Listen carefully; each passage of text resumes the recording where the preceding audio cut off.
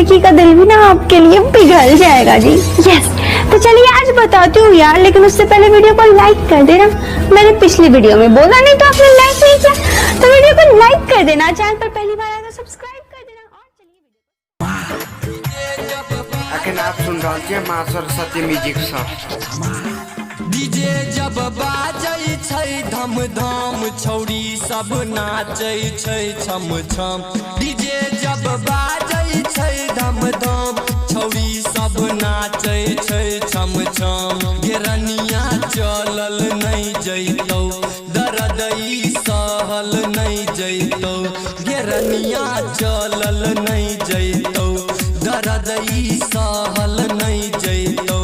कमर बिच लगलौ चिपकू गाम तोड़ ले छौरी पूरे अंग। धराटे काटै छै हरदम रे भैये फिर ओम पम भैये फिर ओम पम। धराटे काटै छै हरदम SMS धमाल। ये दहिया झाड़ के देखबै छी जवानी मार के देखबै छी। ये दहिया झाड़ के देखबै छी जवानी मार के देखबै छी। ढोरी में भर दौ छौरा मोम तोड़ लगे छौरी पूरे अंग। धराटे काटै छै हरदम रे भैये फिर ओम फो। डीजे अमित तिवारी अपहर।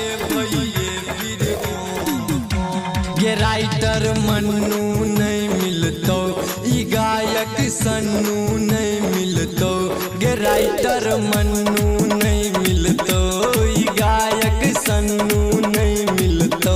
धराटे काटै छै हरदम तोड़ लग छौरी पूरे अंग। की डीजे बाजै छै धम धम छौरी सब नाचै छै छम छम। Presented by SMS Dhamal.